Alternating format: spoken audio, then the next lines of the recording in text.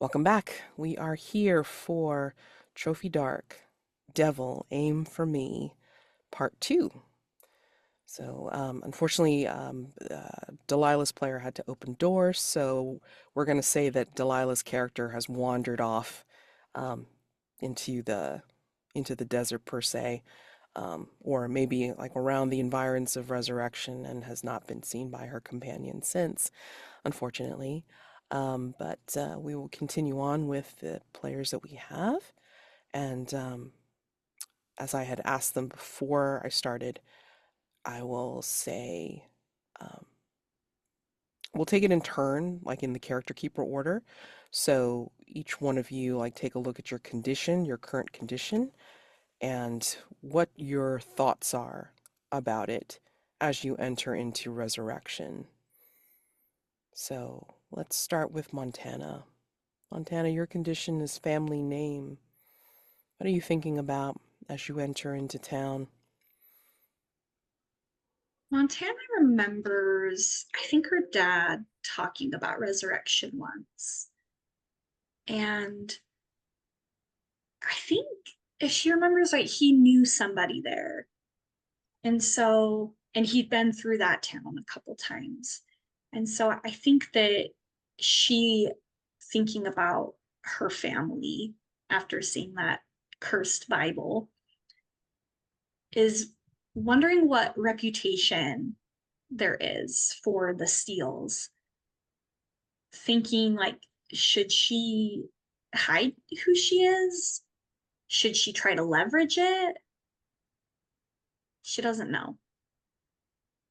And Everett, Mr. England, your particular condition is called Law Went Walkin', and you felt something that was like a lawman's badge or some kind of do-gooder symbol amongst your clothing.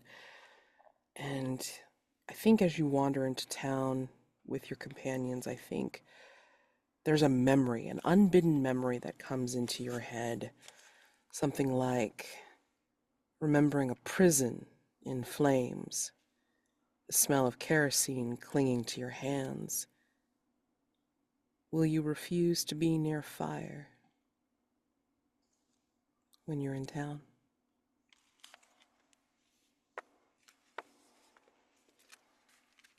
If it's any kind of fire that risks escaping its confines, I think that would make Everett lose his cool. If it's a fire in a grate, I think he might jump if he saw a spark spring out onto a carpet or something like that. I'd overreact a little, but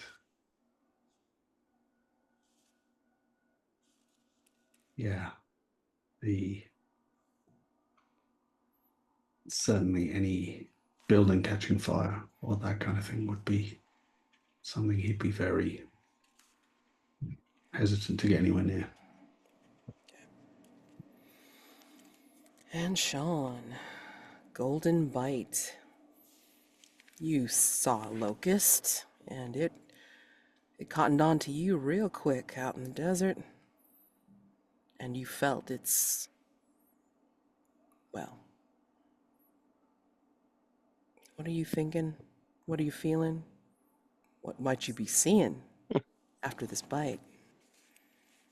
I think that the bite manifests itself as a feeling. First, you hear a buzzing sound, like there's something flying nearby that can get louder, and then you start to feel like there's something crawling on you under your clothes, touching as it goes, just walking around any part of you, making him agitated, uncomfortable.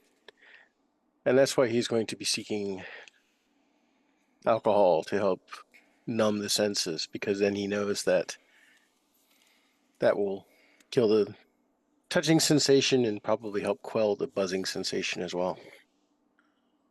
We enter into Ring 3. Downtime, the dark figure, Snakebite and Amos. You set your things in the livery where Sheriff Belly houses his steed. It's not glamorous, but it's free. Sure, Resurrection has a flophouse, but it's no doubt full of thieves and former miners, and you can't spend all night on guard to ensure no one makes off with your boots. And yes, the saloon has rooms with beds, but they are intended for hourly use only, under the supervision of professional ladies, and are therefore unsuitable for overnight lodgings. Nope. A good patch of hay under a sturdy roof will do you well, and you won't have to pay a dime thanks to the sheriff. Soft golden straw and sleep can wait a little while, though. The town of Resurrection beckons. I'm going to start with Everett. Queen Jenny's brothel offers up some wonderfully warm water and the perfume of the ladies. Maybe you fall under the ministrations of one or two, depending, and the mud and the fatigue fall away under a possible expert. Although you might fall asleep briefly in the steaming water. In your dreams, a dark figure speaks, asking questions that demand a response. Which of your filthy companions wouldn't hesitate to betray you, Everett?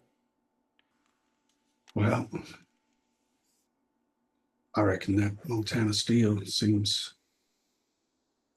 a little too nice to be for real.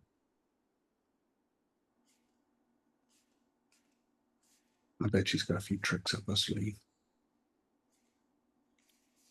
Shjon,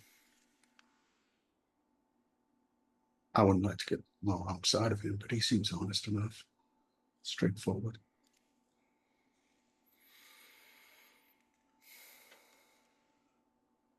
Imagine what you're going to do with that bounty. Imagine all the things that you can buy, all the things that will grant you pleasure. When was the last time that you slept between silken sheets, had a meal with a golden pat of butter melting on your tongue? I don't rightly know how long, but long enough that I can't be sure.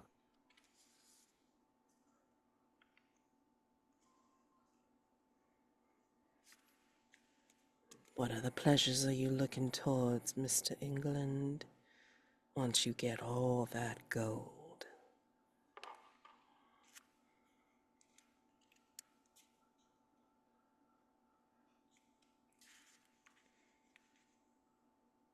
Someplace safe I can put my feet up.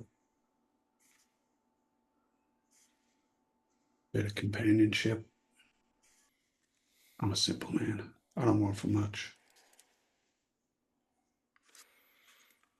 I think as you say companionship, you feel the warm,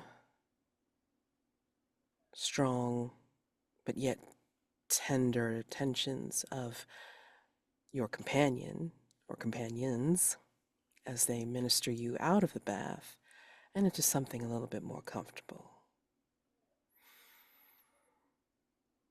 Miss Steele, you decide to wander the quiet streets of Resurrection at night, past lantern-lit windows and the occasional sounds of singing and soft conversation. The night is warm. I'm sure it's a delightful thing to take the measure of the town, stride by stride. You find yourself outside Sheriff Belly's office, where a few wanted posters are nailed up. Which of your fellows are you surprised to see pictured here? It's not a lot of surprise, but I am surprised to see a pretty good rendering of Shjon in the poster. maybe the nose isn't quite right.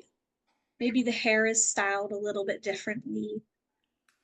But it's gotta be him. What was the crime?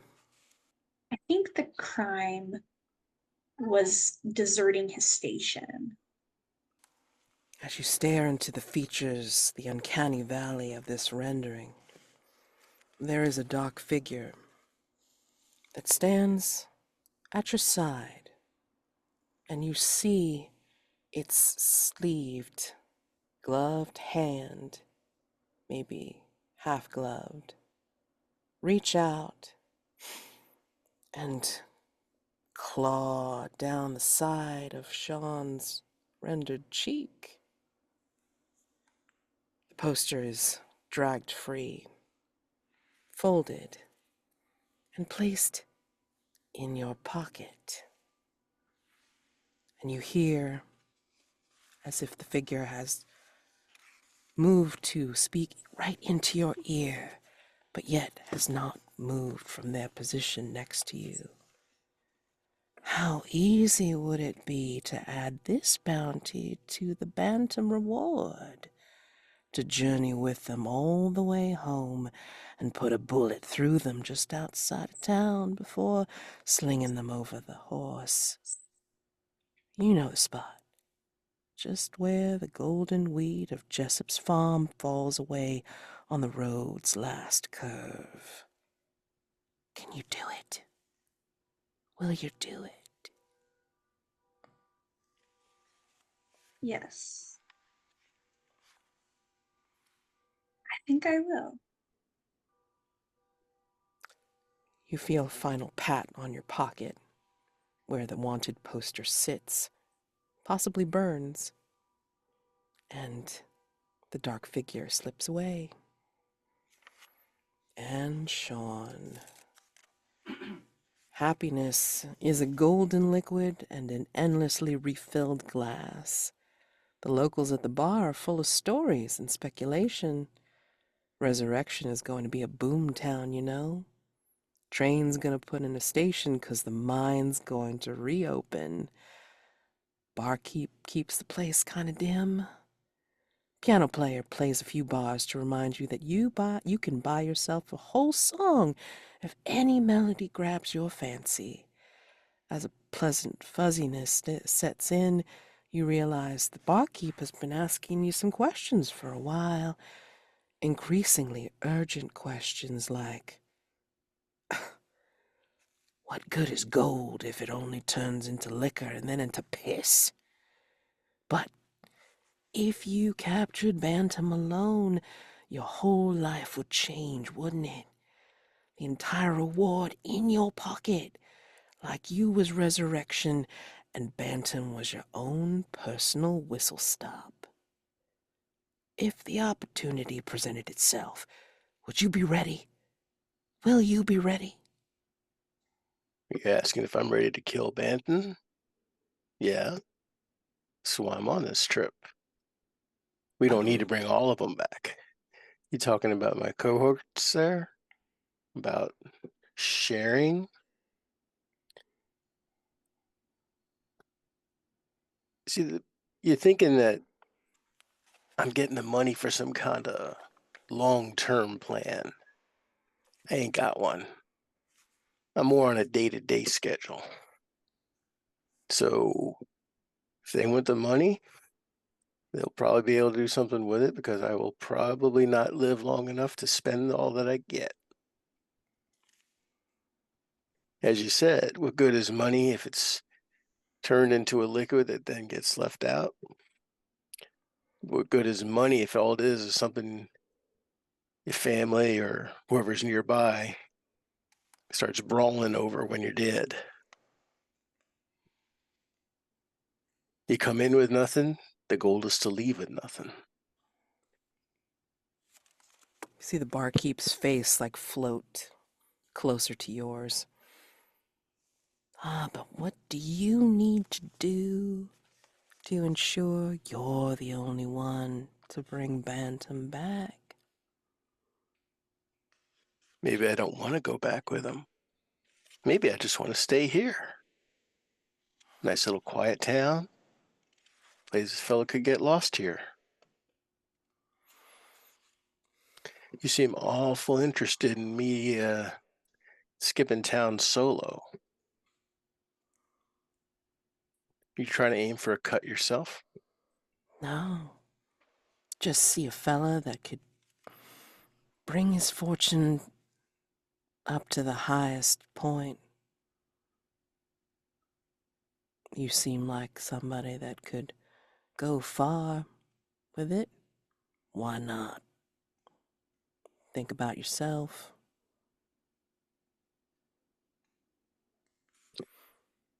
I got a story for you.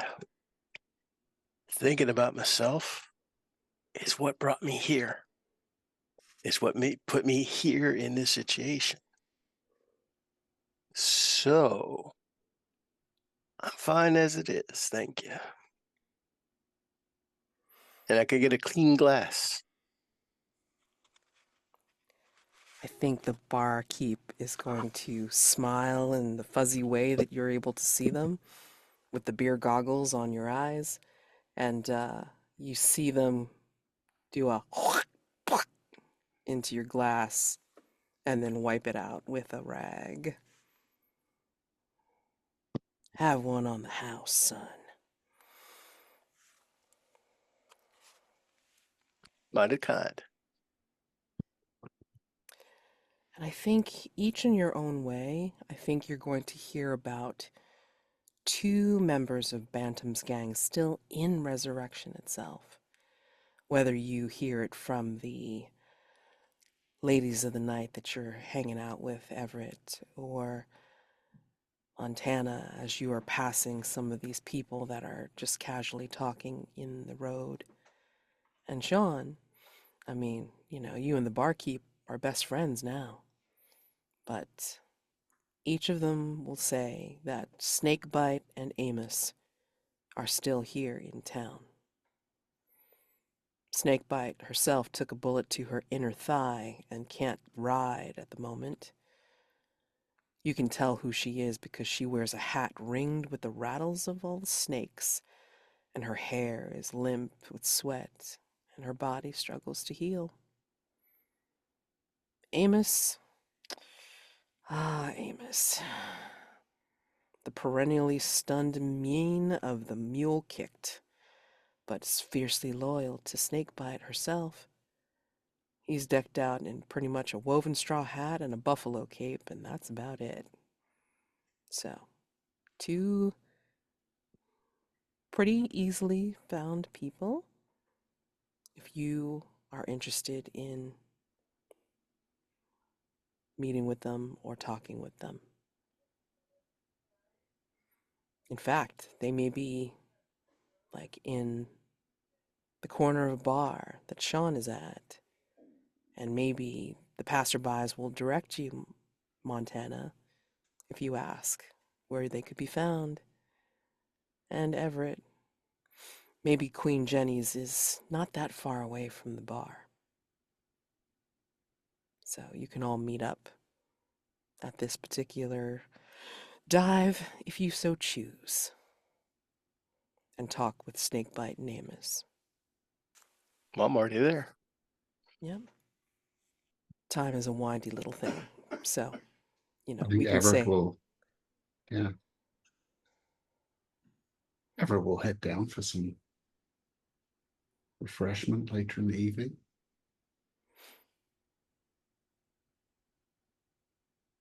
do you think they give you different things to wear, at least fresher things to wear, Everett? Yeah, I imagine they might have even like laundered and pressed my shirt while I was bathing, etc.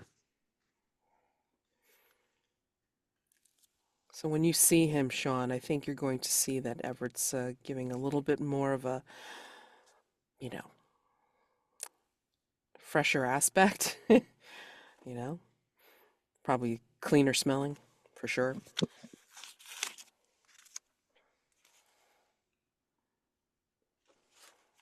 You sure cleaned up well. Well, Come and have a seat. I found my little bit of heaven. Just run out of money to keep it going much longer. Awful shame when heaven has a cover charge. And you're always the way. Hmm. Listen up, I heard there may be a couple of Bantams fellas in town still. One of them took a bullet. You're half right. There's a feller and a lady. Might be we can lean on them a little bit and see if we can find out where Bantam went. What do you think? I was hoping some of you'd come back so we wouldn't have to do this alone. They're in that corner trying their best, I guess, to be subtle, but guy wearing just a buffalo cape isn't exactly gonna disappear into the crowd. And I think Everett is making every effort to not like suddenly look around when you say that. Yeah. I got an idea. I still got some of that medicine and I gave our friend. Since the lady took a shot, I'm guessing they're looking for a doctor who don't ask a lot of questions. Maybe could offer up some help. Thing is, though, out of the two of us, right now, you look more to the medicine type than me. Maybe so. I can try and play the part. I'll just be your assistant to help out. All right. So in this case, it's like, could definitely be a risk roll for Everett, but then you can offer up a help roll to, give him some help. And then Montana, maybe like, you come in like in the middle of them, like discussing how they want to do this plan. So let's see. Let's take a little look-see. What could go wrong? Yeah, they don't fall for it, or they're not very, forthcoming, and they could just like, tell you to shoo in the most violent way. So that's what I'm gonna offer up. And let's see. Let's do. So you're gonna offer up some of the medicinal piss, and be like Hey. assisting. Yeah. Hey, Okay. ain't no piss. It's craftsmanship, that is. Oh, okay. All right. Snake oil it is, whatever. Okay. So for Everett to, yeah, I mean, I wish I was playing the other game now. It's like, presents. No. You're going to take a light die if this task is something you are skilled at because of your occupation or background, or if you have useful equipment. So you don't even need a skill in this case. I mean, like, you can kind of like parlay the vial of medicine. Or do you have something that you want to use I towards this? was considering using my ritual, Oh, the white tat. nice. Okay. All right. Well, that definitely gives you your dark die because then you're trying to activate your ritual for this. So that's fine. Okay. So light die for the thing, for the vial, dark die for the ritual.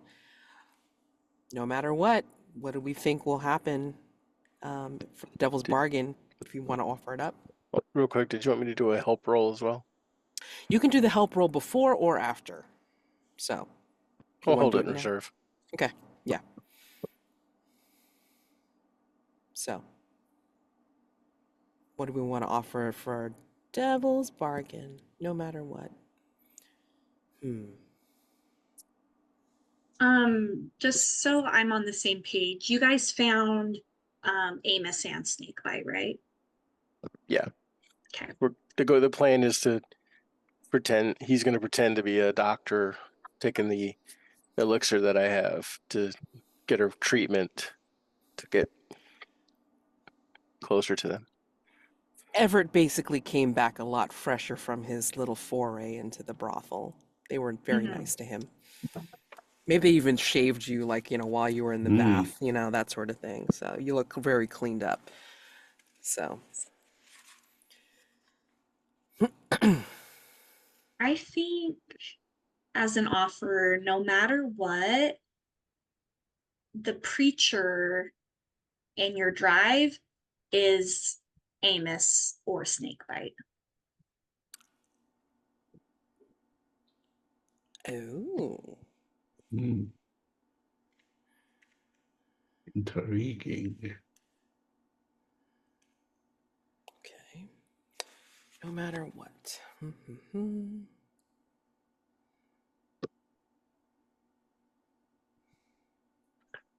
No matter Oh, what, go ahead. No, go ahead, go ahead.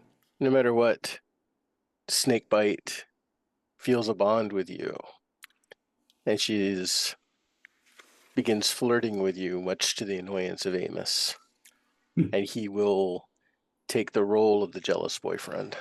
Oh boy. Yeah, I mean, like mine was going to be a little bit more involved in that. Like, you know, regardless of how you roll, it's like, maybe you have history with snakebite. So, um, Mhm. you know, they both recognize you. And it might, yeah. We'll see how the roll looks, in which case it's like that will determine it's like whether it's good knowing you from the past or it's bad. So, but either way, they like, the devil's bargain is that they both know you from before. So, I think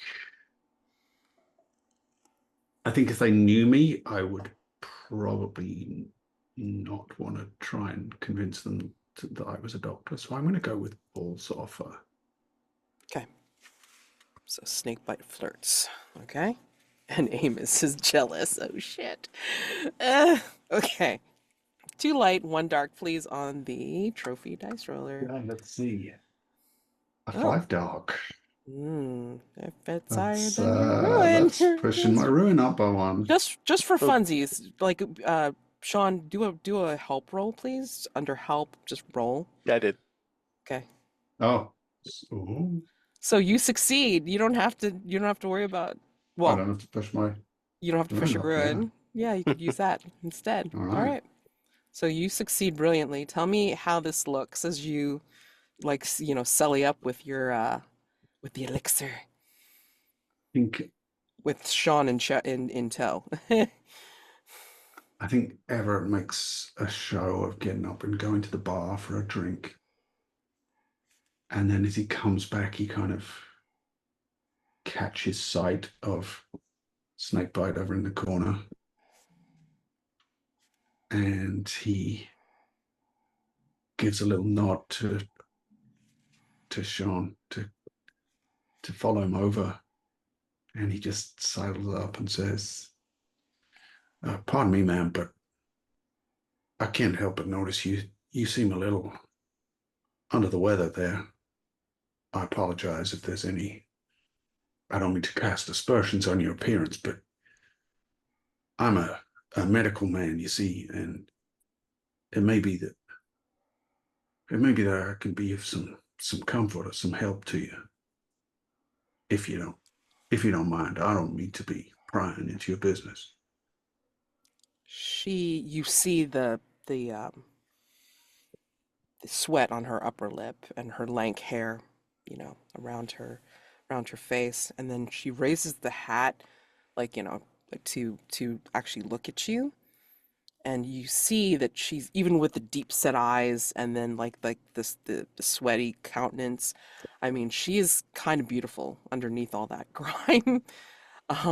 And she just kind of smiles at you, um, and says, "Oh, well, I don't see you have a doctor bag, so although," and then she looks down. It's like, if you want to administer me with any package that you have, I'll definitely take it. I think even Everett is a little flustered by her forwardness, and Amos is a big presence next to her in his cape and stuff. And yeah, there's a scowl forming on his face. well, that's unexpectedly welcoming of you, ma'am. Maybe we should find a quiet spot to see what I can do for you. And she just kind of like takes a sidelong glance at Amos and said, I think just to be sure that everything's okay, I think we'll remain just right here. It's an elixir, you said, or something that I could take? That's right. Who's this? And she's like jutting her chin out at Shjon. This is my assistant, Mr. Logan. He's learning the trade. Mr. Logan, please, would you provide me with the elixir? Certainly. As part of my job, I have to mix up the ingredients just right to follow Doc's recipe. Now, It you has want to be fresh, you understand? today's batch, yes. There's 2 parts to it. Drink this large one and then pour the small one on any affected area. Hand him over to Snakebite. Yeah, she immediately takes the shot for sure. Like glug glug away it goes, and then she presents her her pant leg basically, and like you can see the tear in the trouser, a very shapely leg, and then like there's that wound that's right there. And I think as she pours the elixir part on her leg, yep, it's like it does that what is it, the This sort of foaming burning it'll- thing. it'll do a Fizzy and yeah. fizzy foam thing, yeah. And she will actually like clamp down on Amos's arm, big solid arm, and just kind of just claw like as she's like gritting her teeth and just like bearing it. You might want to put a bandage on that just to help after you've applied. And then she wipes the sweat off of her. It may sting a little, but that's how you know it's doing good. At this juncture, Montana, you may want to come up, and if you have anything that could act as a bandage, this would be a great time to offer it up. Yeah, I think she'll take part of like her bandana from around her neck and say, here, if you need.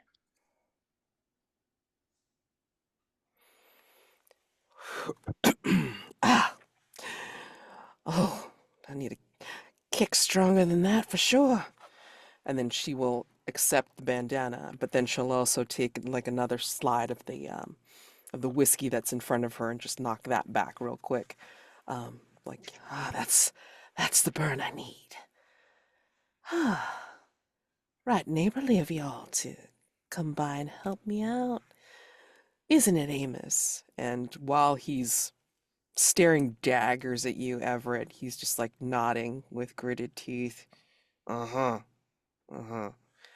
And then she'll just welcome you all to sit and talk a spell, for sure. And with that Thank you. 6, yeah, and with that 6, it's like, you totally can ask some questions if you want. Basically, what they can tell you about is they can tell you about Bantam. That's one. Stuff about the mines. Stuff about yeah. I mean, if you even want to like bring them with you, like to where they think Bantam is, it's like they'll probably take you up on that offer. But I give you this opportunity to talk with them and each other if you want.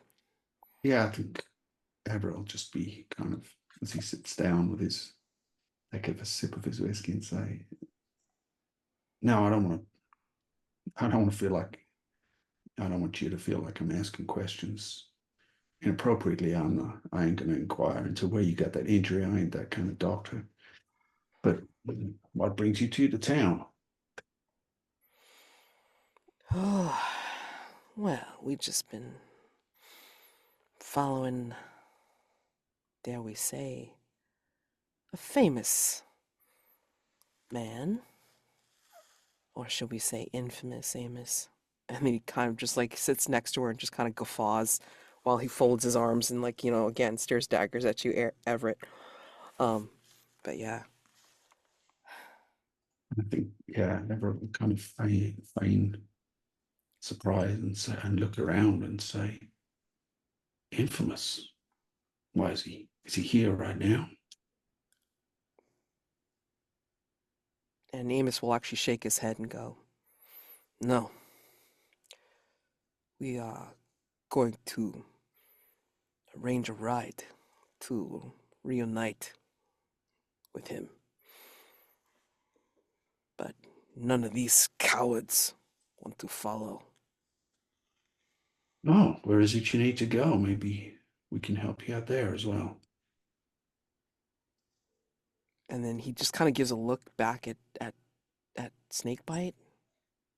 Like, "Are you sure you want to do this?" And then she just kind of smiles very brilliantly at you, Everett, and goes, "Yeah, that seems like a good idea, right? It's like safety in numbers. Like Amos said, these cowards don't want to do shit for us. Except, well, welcome our tender, of course, but, if we could join up back with our leader, then I think we'll be in good stead. What do you think?" While I was at the bar, I kept hearing the folks talk about this is going to become a boom town soon. That the mines are going to reopen and trains will be coming through again. Is your boss opening up a mine? Is he running a new operation? You could say that, stranger. There's definitely gold there, for sure. You can do all you can carry.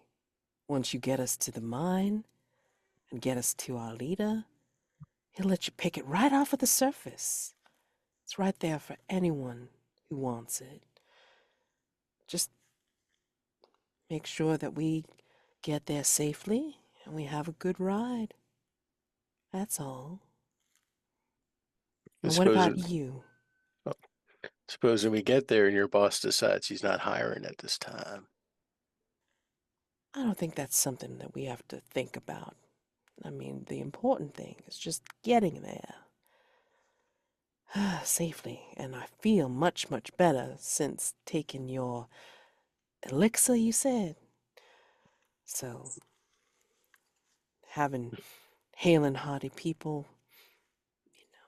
get back to him, I think he'll be very appreciative. Worst comes to worst, if you give us away, we'll shoot you ourselves.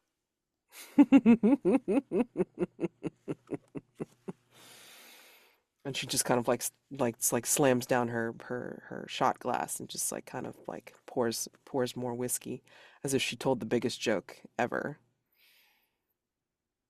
I mean, Well, ain't that a to be honest, the person we're following,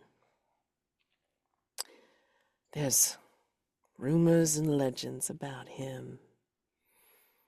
And so we follow the legend. Are you willing to follow a legend? This man changed after a fabled midnight visit to the crossroads. We didn't know he was going to commune with some powers, but he did come back transformed. He acted like he was invincible and couldn't miss a shot with his pistol if he tried. And he did try. Imagine turning your back on a target and just flinging the gun behind you with a shot and hitting that target dead square in the center.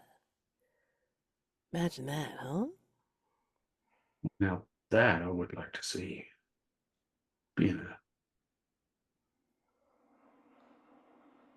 I ain't much of a shot myself, but I know enough to appreciate an artist's work. He is an artist for sure. And what say you, little lady? You were so kind as to give me something to cover up this horrible wound. You coming with? Or are you going to stay and be like these meek sheep here? When do we leave? Soon as someone gets a wagon that we can get. I won't be riding anytime soon, even with the healing powers of your elixir. But I mean, at least if we have a wagon, then we get me there. And then you can use the wagon to carry all that gold that our boss will be able to let you pick from the mine. I think Montana's eyes are just absolutely glittering with the thought of all of this promised gold. Shjon? Well, if the docks are going, then I'll be following it along. Besides, if I had a choice of staring at this dusty little bar or just ground full of gold, of course I'm going to take a look at the gold. Of course. And then, like, Amos will kind of, like, lean down and, like, whisper something in her ear. She doesn't look away from you all, but she will smile and say, "Oh, everything will be right as rain. We just gotta get there." And so, the only other risk roll that need to take would be by whomever wants to go and try and get a wagon for all of you. So, I seem to remember the sheriff had a wagon. who wants to be the convincing one for the sheriff? Billy. Oh, there's another way we could approach that. Mm-hmm. We go take Sheriff Bailey a bottle of whiskey, share a few drinks with him. Maybe he's not going to wake up too early in the morning. Mm-hmm. Okay. Who's part of this plan? Since we're staying at his place or at his office. Yeah. We can get a bottle from the bar to take back and say, well, we'd like to show our appreciation for the lodging. Yeah. Share And a then few drinks. We just got to pretend to drink as much as he's drinking. Mm-hmm. All right. So in the fiction, who is doing this with the, with the sheriff? Because we can go right to the sheriff first, and then I think it should be somebody who actually helped him with grave digging, because I didn't wasn't know. you. For sure. Okay. So the plan is to take some whiskey to the sheriff to get that wagon. So, Shjon and Montana, are you going to be the ones to convince him with the bribe, or is something else going to be happening with that whiskey? Like, are you going to be taking care of the sheriff more permanent like? Oh, I don't think Montana would, because she has the other bounty to get from that sheriff. Plus, if we were to leave a dead sheriff behind while we skip town with his cart, I think we can rule out coming back to this town again. True. True. So, all right. So long as you know what your plan is, that's all I'm saying. All right. So, who's doing the main role for the risk, and then who is doing the help? So, If you'd like, I can do the main role, Shjon. I seem to do better with the help rolls. okay. And she can take it up and just really play it up. Oh, we're so grateful for giving us a ride and for letting us stay. Bats her eyelashes. Okay. For sure. Alrighty. So, what do we think will go wrong? Sheriff ain't buying it, or he's just not going to drink it right away, or he's going to give it to other people. So Well, the that's sheriff's just not even there when we go back. He's gone, gone somewhere else. right. Exactly. So yeah, like circumstances beyond your control, for sure.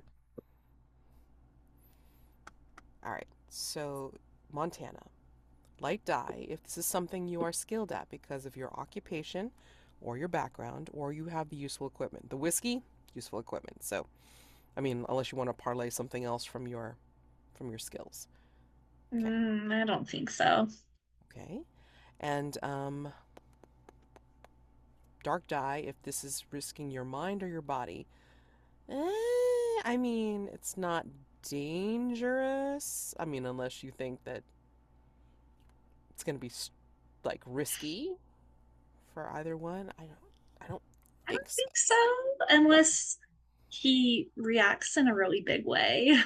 Yeah, I don't think so. I mean, like, you're giving him like major flattery, so probably not. Um, so you don't get the dark die. So you'd only be rolling with one light die unless you accept a devil's bargain. So what do we think that will happen no matter what? To get that second light die to give you a shooting chance for success. Devil's bargain. For offering up the whiskey, complimenting the hell out of the sheriff so you can grab the wagon. He knows about your family.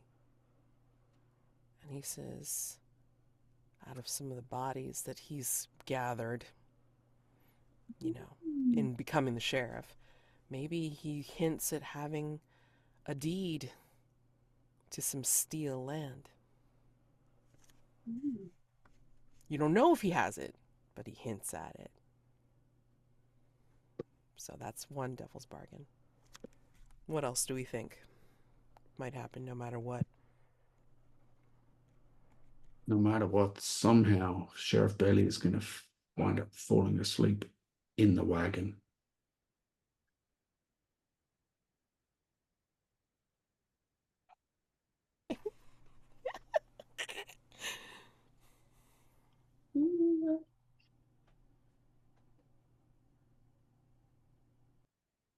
Think, Shjon? No matter what happens, he's going to tell her that he knows that two of Bantam's gang are in town. And he's going to mix it up with them at some point. And as he gets drunker, he gets more and more brave to try to go out and face them. So you have to try to keep him from going out there and wrecking everything by confronting them. Oh, that's a hard choice. I know. Well, and as I've said to people, I've said, you could take one, you could take some, or none. If none, you don't get that second light die, but everything else, it's like it's up for grabs, really. Oh, okay. I definitely want him to know about, like, hint at something about Montana's family. I just can't decide if it would be more fun to have him go on a rampage or for him to fall asleep in the wagon. Mm, Without like exerting too much authorship, can he fall asleep in the wagon but then fly into a rage at whatever point he wakes up? Oh, wow. Sure. I'm not sure if we can take him with us the whole way. The others might notice. Oh, that's true. Hmm. Okay. How about he'll go on a rage, Uh-huh. a drunken rage.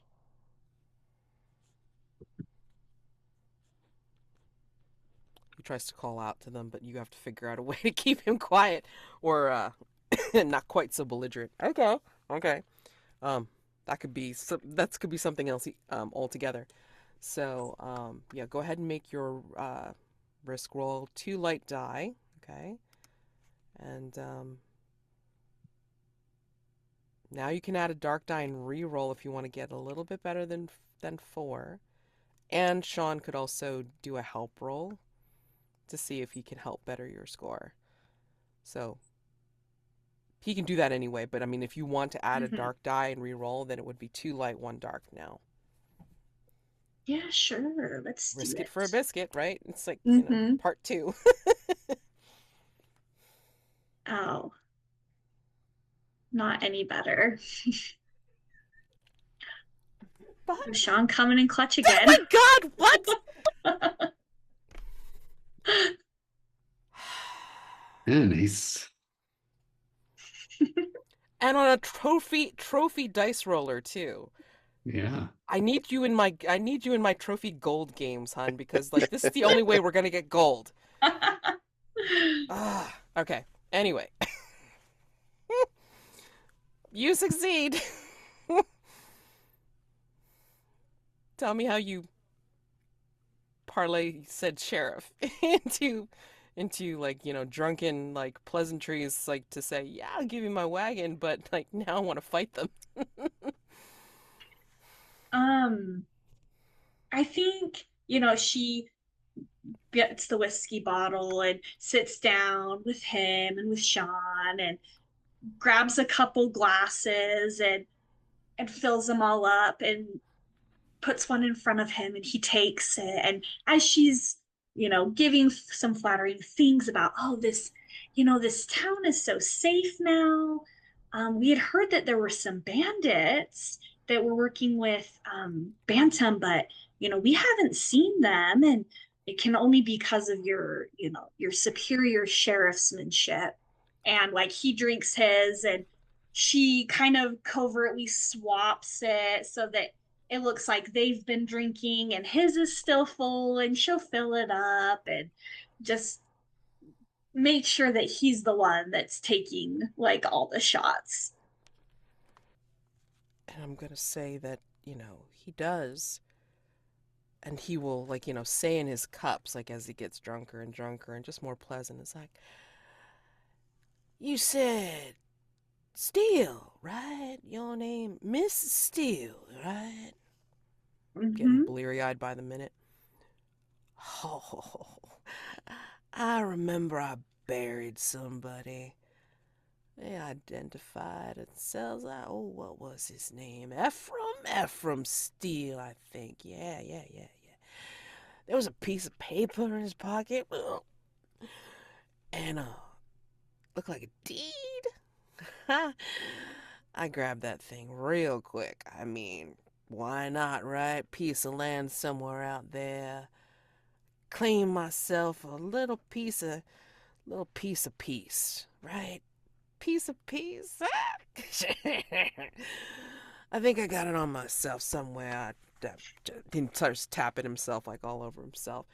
And it's like you hear the crinkle of paper, but he's got a ton of paper because he grabs everything from all the dead bodies. So Mm-hmm. he may have it, he may not, but he's just like, you hear the name Ephraim Steele, and it's probably under the genealogy in that cursed Bible that you have. So that's one. Then, as he gets even drunker, and he's just like, filling himself up with all the Dutch courage and all your flattery, he's just like, you know what?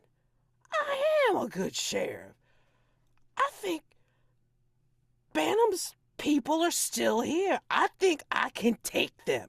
I can hitches up his belt above his big belly, and I am Sheriff Belly of Resurrection. And then, like, he's drooling. And then he's going to be like, I will fight. And then he just starts calling out in the street, to them. It's like, I know you're out there. I challenge you right now to a duel. And yeah, so he's getting all uppity. So you guys have to figure out what you're going to do to calm him the hell down. Although, I mean, different risk roll in this case. Shjon, you're with Montana in this case, so I don't know if you want to try to calm Sheriff Belly down from his posturing. Normally I'd say let's get this guy a drink to help calm him down, but I don't think that's going to help much now. Yeah, I'm gonna go up to the sheriff while he's out there, and I say, Sheriff, wouldn't it be better if we laid a trap for him? You can shout about a duel to bring him out, but then while they're looking over here, you're hiding behind this alleyway, and they don't see you coming. Because after all, the dust settles and they're on the ground. It's your word about what happened. How you heroically faced him down. Oh. You're talking about shooting him in the back, yeah? I don't know. I try to make it sound a little bit more glamorous, but yeah. Oh.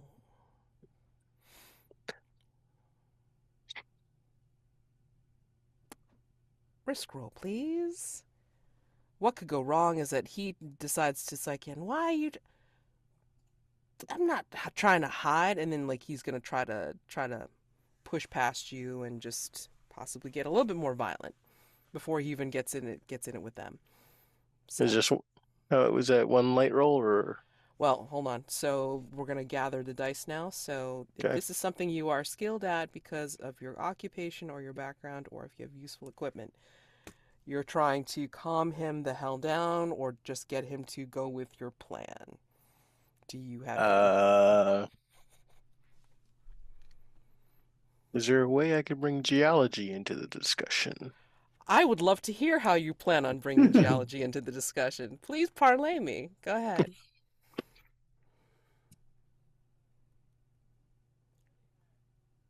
You don't have to. There's other die that you can add to your roll, but Yeah. I'm curious to see how you plan on Well, parlaying geology. Well, there's also determination. Okay. Why are you making it so damn hard? Yes, determination. Okay. So you get the first light die. Second light die is, the dark die. Excuse me, the dark die is from risking your body because he might want to do some pot shots as practice, and it's on Well, you. Yeah. Or at least a backhand. Yeah. And then you get another light die for accepting a devil's bargain. So what do we think will happen to Shjon no matter what? As he's trying to get the sheriff to go along with his plan. The trap. No matter what, Amos and Snakebite are going to see Shjon with the sheriff, and think that there's some trouble crossing afoot. I think as he's getting more belligerent and he's up in your face, I think he's actually going to take a really hard look at your face and go, do I know you? And realize you're Oh, on the wanted poster. Montana, you have anything? I don't think so. The only thing I can think of doesn't make any sense.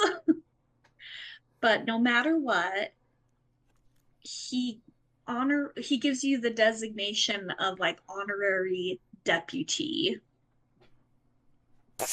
Not sure how that fits at all. But Well, he he's is really drunk, drunk. and yeah, he's gonna deputize you on the spot. That makes Oh my sense to me. God. Oh man, that's hilarious. So, honorary deputy. He recognized you as being on the wanted poster. Amos and Snakebite, like, see you consorting with the sheriff. So, which of those do you want to take for your second lifetime? I'll do the honorary deputy one.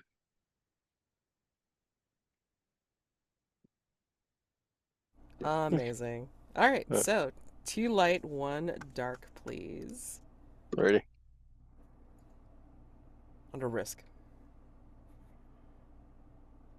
Oh, Christ. Okay, so 3 is bad. Yeah. You fail, all right? You can now add a dark die and reroll, so 2 light, 2 dark to try to better your score. All right.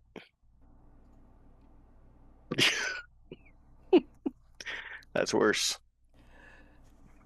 Dark 6. Okay, and this is higher than your ruin, so your ruin goes up by 1. Still Mhm. success, though, right? Yeah. Yes, definitely success. So tell us how you convinced the sheriff to go along with your plan and deputize you, honorary deputy, and but also like what happens where you see something or sense something that causes you to get lost further in your environment, maybe something having to do with your particular condition at the moment. So I tell so I said no, I tell the sheriff, hey, before we get any further, you should probably deputize me, because otherwise, if I help you give you any kind of cover fire, I'm doing it as a civilian. Makes it sound like you were saved by the town folk instead of your, instead of fellow law enforcement. So, plus by deputizing me, I'm gonna go get the cart, bring it around, so you can take cover behind it in the alleyway. Now you just lean against that wall there. Just take some deep breaths, close your eyes, get ready. Think what you're gonna do. Just keep those eyes closed, and we'll be bringing them out. Okay. Okay. I hereby, by the power vested in me by the desert and this town of resurrection.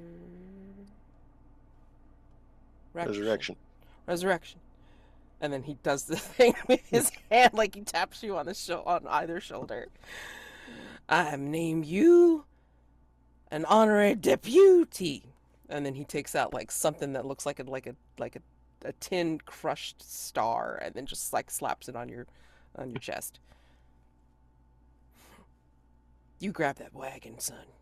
You bring it out here, and I will hide. Yeah. I will Stay. grab them. Yep. Just sit right here. Make it look natural. Just you're somebody just sitting there, relaxing, closing your eyes, taking some deep breaths. There you go. Just keep it like that. I'll be right back. And I think as he's like, leaning against whatever wall it is in the alleyway, it's like you start to see his silhouette just kind of like slowly lower as he's taking the deep breaths.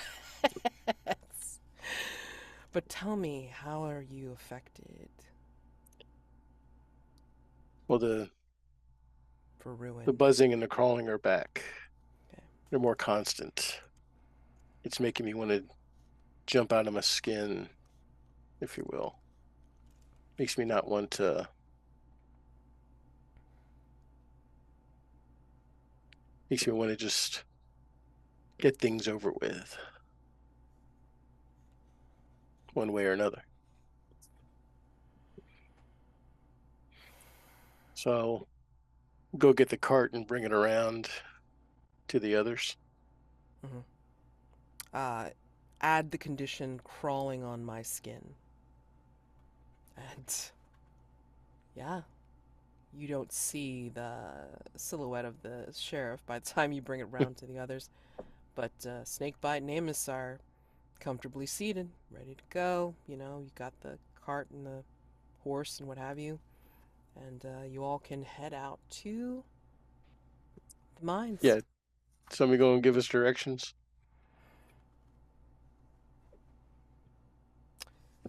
They'll tell you that there's a trail towards the mines, for sure. And so we close out of Ring 3. Ring 4. The camp, the still burning strikers, and the mines entrance. As you make your way with the cart, and Snakebite and Amos are making themselves comfortable with you three and heading down this trail. It leads to an abandoned camp near a gold mine known as Golden Door.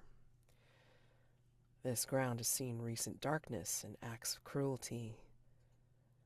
The buzzards are crowding the tops of the trees, and a slow, stinking smoke lingers.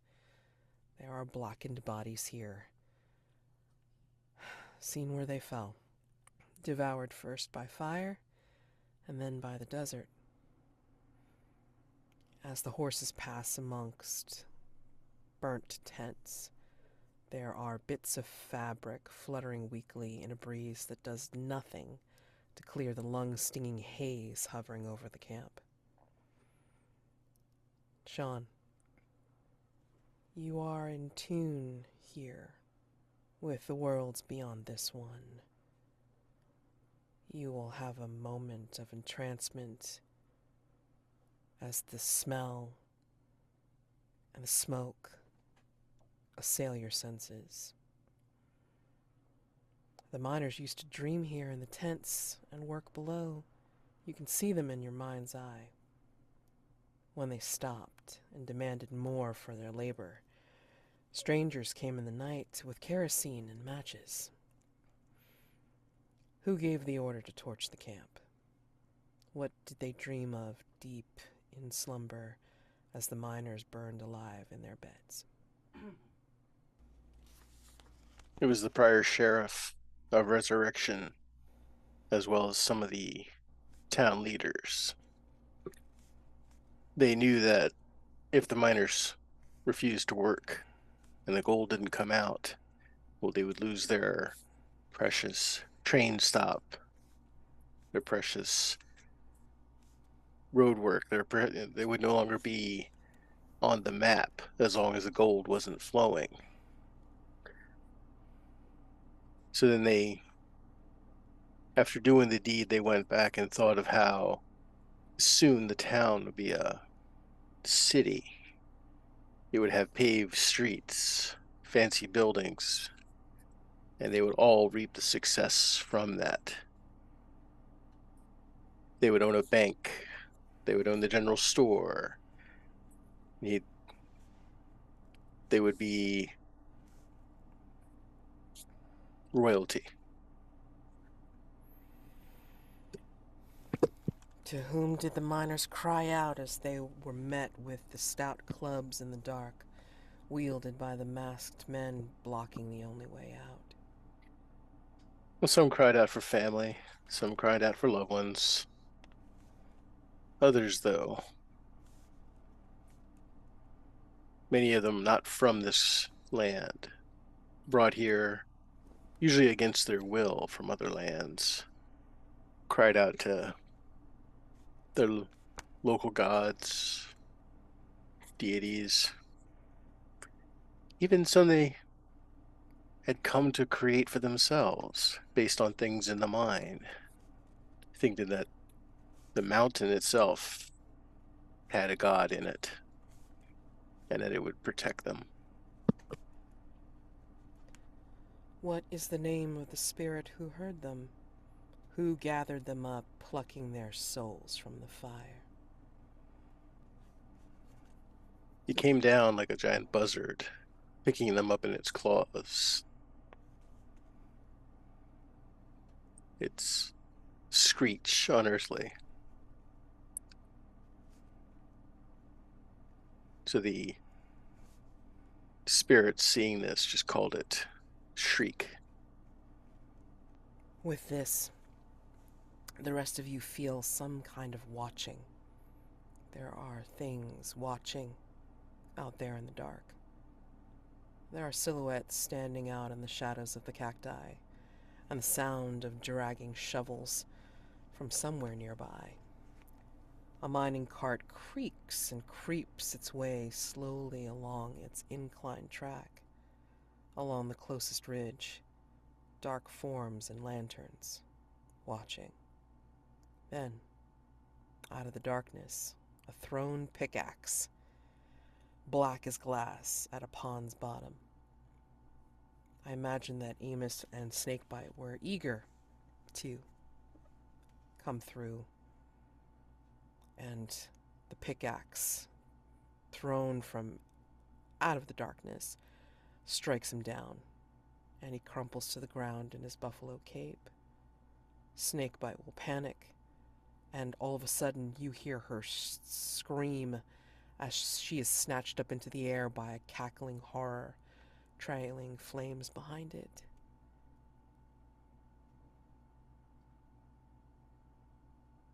The ambient smoke thickens, making it harder to breathe or see where attacks are coming from, as lamps are out of the darkness, exploding with force and heat and then vanishing, leaving burns in their wake. Where do you go? What do you do? As Snakebite and Amos, well, disappear through death. And, well, something out of the sky. I think Everett throws himself down into the bottom of the wagon and like draws his gun and tries to pull something over the top of him so that if something tries to grab him, it'll there'll be something like a blanket or something it can grab and you can let it go. Montana, what do you do? I think she'd try to climb out and get under the wagon. Yeah, I Both, think. yeah, Sorry. for Sean's cover going to and join you down there. stay out of the smoke a little bit. I think as you two are doing this, I think you'll see that there's a dark figure in overalls lurching out of the dark. The miner's face is blackened, raw, and cracked, and his eyes are liquid pools of gold that run down his face like tears. His mouth open in a soundless cry. His brothers, similarly affected and afflicted, loom out of the dark, and they're reaching. Like the strike breakers did to them, the specters have blocked off the only way out of this camp. Only the open mouth of the mine itself remains as a path to escape. Do you run? You can all see it. Whether you're cowering in the wagon itself, under cover, you can see through the smoke. You can see the maw of the mine entrance. Through it, through the fire, through the smoke. And Montana, Shjon, as you're making your way from the wagon underneath and then going underneath, you also see the mine entrance. Everett, this is I'm fire. gonna How are you? make a break for it as soon as there's an opening. Okay. Definitely a risk, because you have these reaching hands of these spirit miners, and they're blocking off the way, but they also could be reaching for you, so this would be a risk roll, for sure.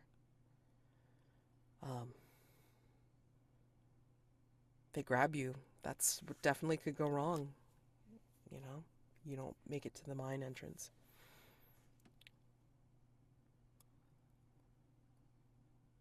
First let die. Go ahead. I'm going to try and justify navigation. I think it's a little cheeky, but like finding my way through the smoke and the Yep, that's and fine. the flame and Okay. and risky to your body for sure. Possibly mind because I mean, again, like you're affected Me by the fire. Um, and whatever the hell those yeah. creatures are. Mm-hmm. So, one light, one dark, and then for the second light die, you've got a devil's bargain. Or you hopefully will have a devil's bargain. What do we think? But that will happen no matter what. No matter what, you get like a mark from the miners. This leaves a permanent imprint on you so that in the future, anytime you're around a large amount of smoke, whether it's a fire, train engine, or just people burning waste, it'll trigger a memory of this and cause panic. I think your vision gets worse. Where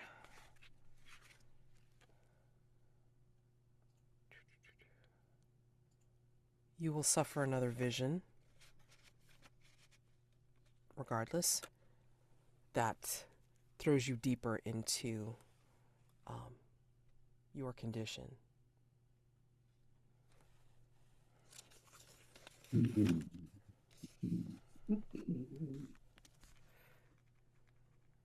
I'll take Cassidy's offer of being marked inside with the miners. Okay. All right, so that's a 2 light, 1 dark roll, please. 5 dark. Yes, I'm going up. Okay. So, tell me how, as you make your way to the mine, you do succeed, obviously, but the complication is, of course, it's like, the miners are grabbing at you and they somehow mark you. And does that lead to your further ruin? Yeah, I think, that as soon as he starts moving, they swarm toward him, and Everett raises his pistol and fires, but there's just it does nothing. Goes straight through them. But when they reach for him, it's another story that their hands, like claw-like hands, kind of scratching at him, and they leave marks. And I, yeah, it burns where they touch him, and he pushes on, just has to get through them because there's so many of them. It's impossible to weave away and not get touched. So Right. by the time he gets to the cave entrance, his skin is burned and his clothes are smoking, and yeah. Take the condition, it burns. So, so since 2 of you now have 5 for ruin, this is your opportunity. I mean, now or later, to do a reduction roll. Once you reach 5, you can make a reduction roll to bring your ruin down by 1. And you can keep reducing, making reduction rolls to decrease your ruin by 1. You can go no lower than your actual starting ruin. Okay? But since you're at 5, then you can start the reduction roll train here. But I will say that when you make the reduction roll, you will automatically reduce, but the roll will determine whether you're found out by your companions or not. Because to be able to reduce the ruin, you have to do something to... Oh, it says it more elegantly than I could. Give me a second. The hovering of the roll. Reduction roll and acting in the forest's interest, destroying treasure, betraying or sabotaging your fellow treasure hunters, or interfering with rituals. You should try to be subtle in your actions so as not to draw attention to yourself. So yeah. So again, if you want to make your reduction roll now, you can. If you want to wait until you find an opportune moment to betray your companions in some way, or sabotage, or neglect to do something to sabotage, then, that will reduce your ruin. for Everett and Shjon, who have 5 ruin at this moment. Okay. I already did a reduction roll last time. I know, but now you're back up, so Now I'm you back can, up, yeah. yeah. So now you can find a different way to try and betray your companions if you want. Oh God. Oh, chat. Yeah, you It's don't like have the to outrun the buddies. bear. You just have to outrun your You're friend. right. It's buddy system for swimming. If a shark appears, throw them your buddy. Oh God. So yeah. All right. Would either one of you like to make your reduction roll at the moment? I can't really think of a way at the moment, so I'll Okay, hold off. that's fine. Well, okay. So basically, Everett makes it to the mine entrance. Shjon, Montana, would you like to also do the same? Yeah, definitely after seeing Everett get there, Hmm. Hmm. I think that like Montana will kind of give a look like, okay, we gotta go now. Like, you with me? Yeah, we're going. Okay. So, I mean, if you want to do your own risk roll, you can, Shjon, or you could do a help roll again. So, I mean, Hmm. like Montana, like if you're following Montana's lead, Montana can do the risk, and then you can help if you want. What do you think, Shjon? Do you want to do your own risk roll, or do you want to help? I'll do a help. Mm, Okay. It could also be a contest roll, depending on how you go I'll about just see who it. gets there first. Oh, what are the stakes? You know, being tripped up or caught out by the creatures, by the blackened miners. I don't know. I'm okay doing a risk roll. Yeah. But in this case, I mean, definitely, as you're doing the help roll, Shjon, you are going to be vulnerable. So just, yeah, you would roll a help either way. So, um, okay. And to kind of set the fiction, I think Montana's strategy is to seeing these miners kind of weeping this gold. I think she's going to kind of mirror that, weeping the blood from her ritual. Ooh, What's it called? The Gila monster's gift. nice. It says that it can intimidate or disorient others, and I think she's going to try to disorient Perfect. the Okay. miners. Okay. So that gets you your dark die automatically. Okay. Mm-hmm. What do we think will go wrong? Distraction doesn't work. They still grab for you anyway. So your first light die comes from something that you're using to, because you're skilled at it, occupation or background, or useful equipment to do this ritual. I don't know. And I'm okay if you add something to your equipment to make it appropriate. I think the only kind of thing is maybe just like the endurance because they've been Okay. breathing in this smoke and Mm-hmm. maybe Okay. that she's willpowering through it. Okay. That's first light die. And of course, like I said, because you're doing a ritual, it's the dark die. Mm-hmm. Second light die comes from accepting a devil's bargain. What do we think will happen no matter what? You're crying blood tears. The scent of blood might actually attract more because if they're supernatural spirits, human blood might be a scent or a attraction for them.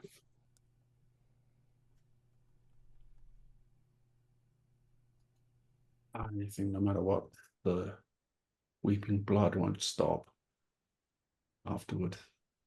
Ooh.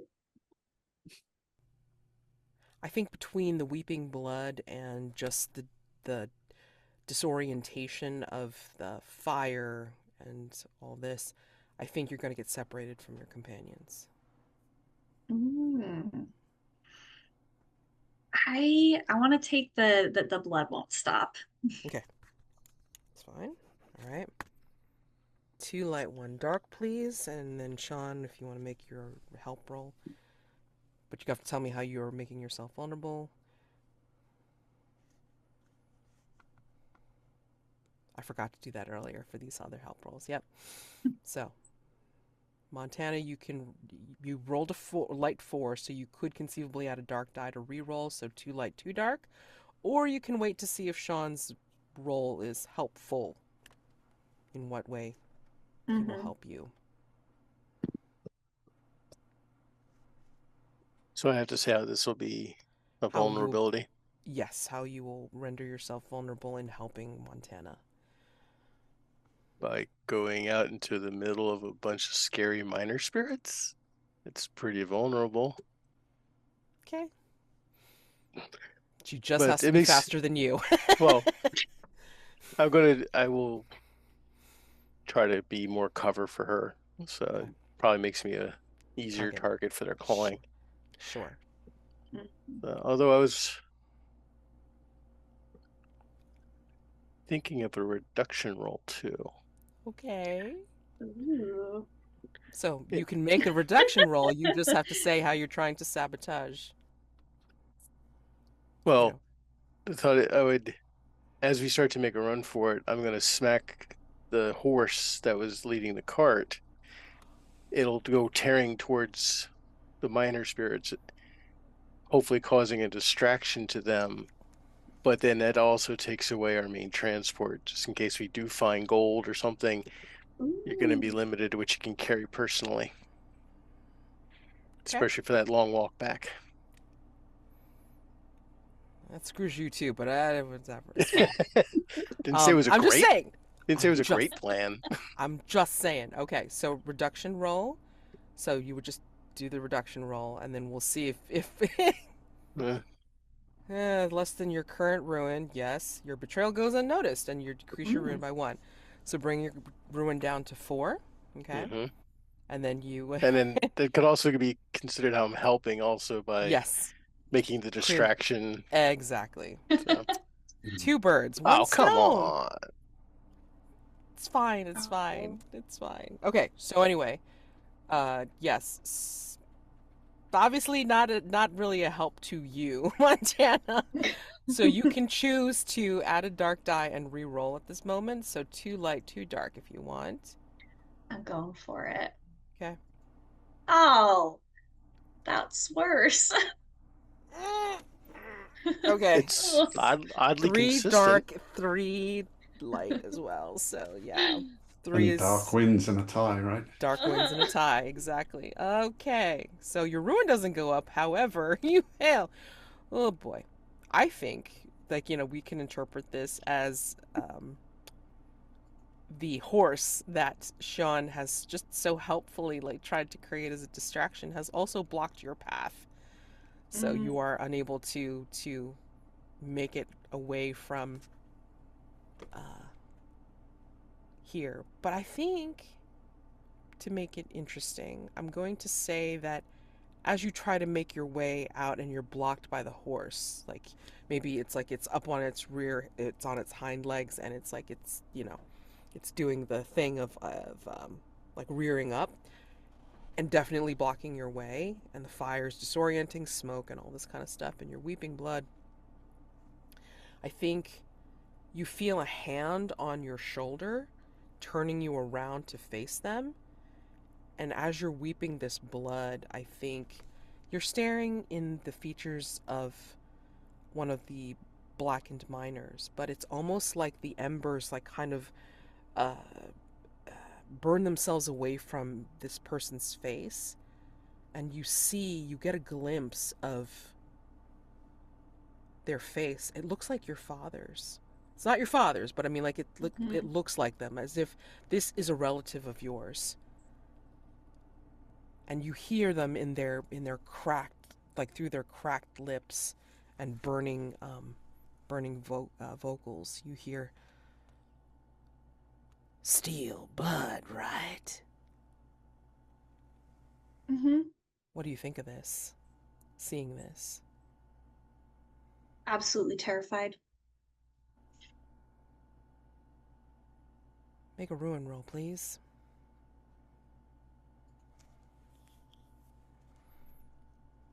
Got a 1.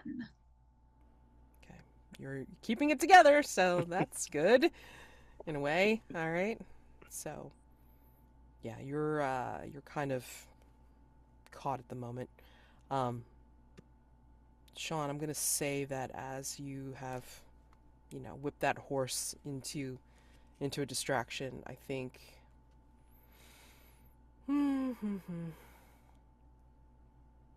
Yeah, you definitely reduce your ruin, but it's like I still will ask you for a risk roll in this case because like you have to try to make it past Montana and try to get to the mine entrance. Okay. What do you think you got? To make it to the mine entrance. Yeah, light die for something that you're skilled at because of your occupation, your background, or if you have useful equipment. Like, how do you plan on making it to the mine entrance? Geology. Mhm. I was forward to thinking about I would recognize some of the rock types, like ones I could try to. But you can't exactly hit them with a rock. Can't we don't know if a physical attack would do anything to them, do we? I will say in Trophy Dark, you cannot directly attack a monstrosity because you will automatically die. Yeah. So you have to figure out ways around them. Ah, here's how we can use a couple of them. Mm-hmm. I'm going to use the medicine. I'm going to take my elixir. Mm. I'm going to grab the tool from the scattered remains, the pickaxe or something like that. Dump the elixir on it, and then strike it against what I identify as a flint or iron ore type of rock to spark, causing it to catch fire. So with this homemade torch, I'm going to swirl it around to see if it gives them pause and maybe use that to break Montana free and get us to the mine. Wow. Okay. You are trying to be a hero. Wow. Okay. Mhm. I just don't want to carry a bunch of bodies back later. Okay. All right. So I'll take it for your first light die. Dark die, this is definitely dangerous, so risk in body for sure. Light die, second light die for accepting a devil's bargain. What do we think will happen no matter what? I don't think you're going to be able to let go of the pickaxe. Maybe no matter what, when you strike it, it's like splits the earth open and makes a new entrance to the mine. Makes a different entrance to the mine for sure. I was thinking no matter what, I don't know if this is quite coherent, but when you bring that pickaxe out, the miners recognize a kindred spirit, a fellow miner. Amazing. Which of those things do you want? Or not, or none of them? We can do the kindred spirit one. Ooh, okay. So it's another dark die? It is 2 light, 1 dark. Oh, okay. Got it. We ready? Mm-hmm. Ah, 5 is good, but just complicated. You can add a dark die and re-roll if you'd like to risk it for a biscuit. On 5 ruin, I'd think very carefully about that. but I'm actually at 4. Oh, you've reduced, yeah, I forgot. Yeah. So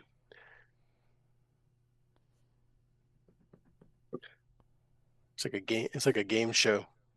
Do you roll again, or do you keep what you rolled? Mm-hmm. I'll stick with this. Okay, that's fine.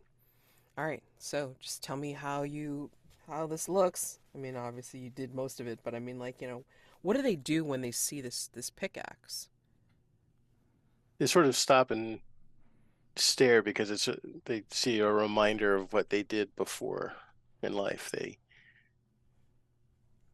see a tool outlined in the darkness,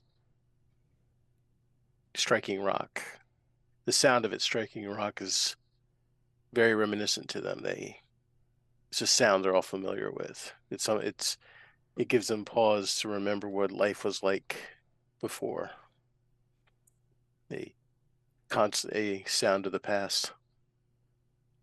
I think you're going to start to see them sway. And they won't come near you now. They'll kind of pause, but then you hear this, what you thought was buzzing, but it's actually them humming. And they're humming a miner's song. In a minor key. Sure. And they are essentially singing it to you. So it harmonizes with the buzzing that you're already hearing, and you're feeling it thrumming underneath your skin. So take another condition called miner's song. And you are continually hearing this vibration underneath your skin.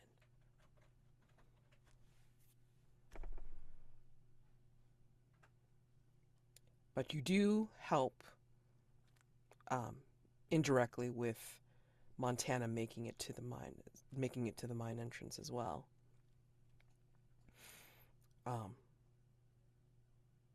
Because now they're distracted, so therefore, like Montana, you can make a break for it as well. Okay. When you all do, at the entrance to the mine, there is a single horse tied up there, a bloody handprint on its rump. In the dust, drag marks the size of saddlebags lead down into the mine's depths. There are tiny pebbles of gold here, the path where they spilled from the purloined stash.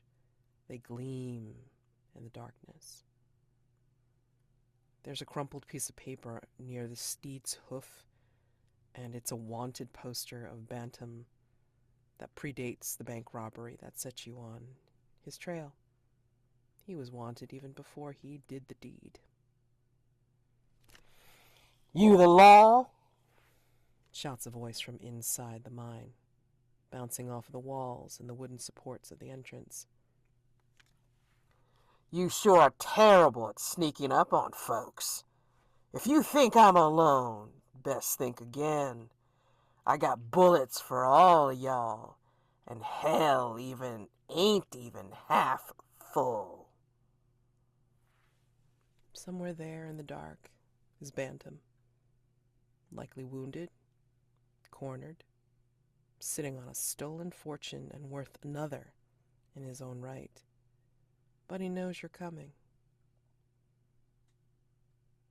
What if the stories about him are true? Was he bluffing about not being alone?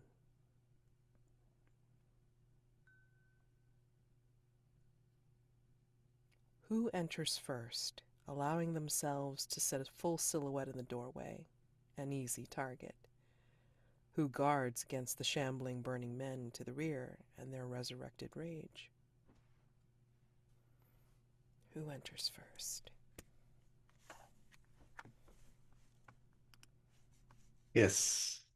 Everett was first into the mine shaft. That makes sense. Okay. So everyone's good with that. I think Shjon can stay at the entrance to the mine with the pick, occasionally clanging it off the rocks, trying to keep the miners singing or humming instead of coming in. Try to keep a rhythm to it. Montana, what do you do? As I believe you would be in the middle.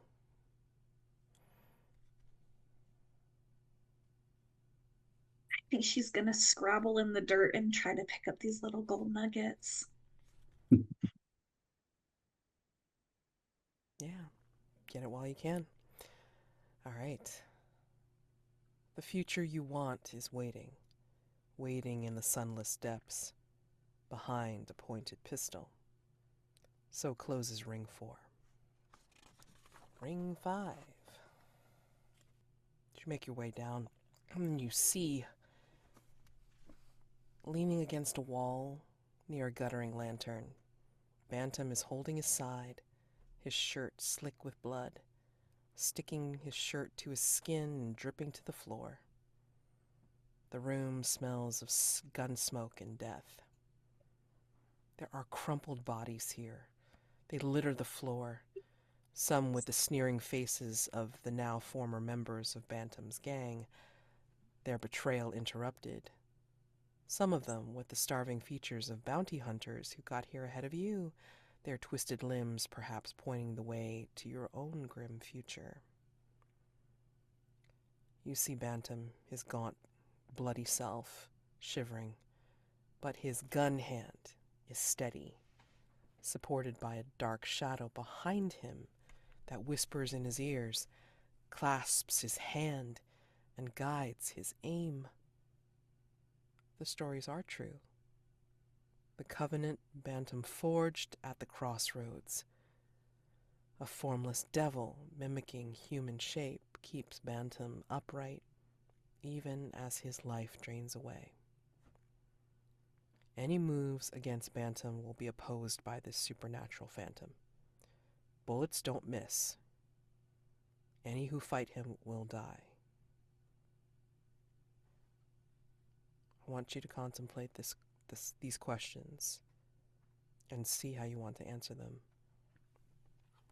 If you die here in this mine, will anyone know? Would any of your fellows even carry your story back if they made it and you don't? How many of the bodies littering this floor have family, unaware that they'll never see them again? Will anyone know if you die here? Montana? I think if enough time passes, Montana's dad would probably put 2 and 2 together that she's not coming back. Do you think either one of your companions would carry a story back about you, Everett, if they made it and you didn't? I think when he looks at himself, Everett thinks there wouldn't be much to tell.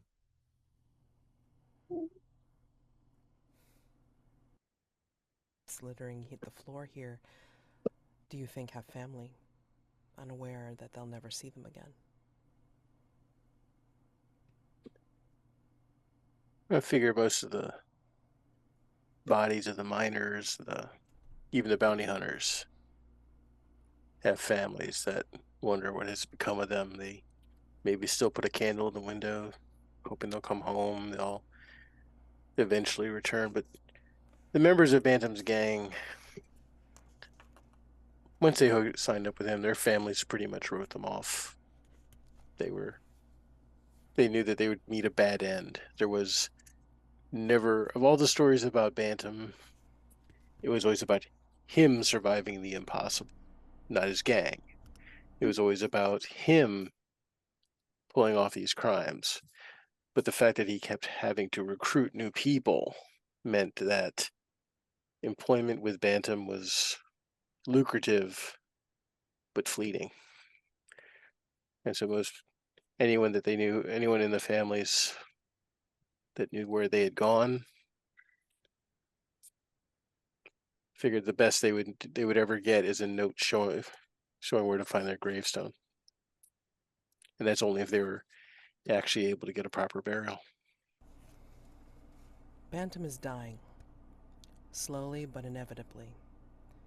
The creature bound to him knows it, and in this underground space, and in this moment where so many futures end, while others blossom, a new pact can begin.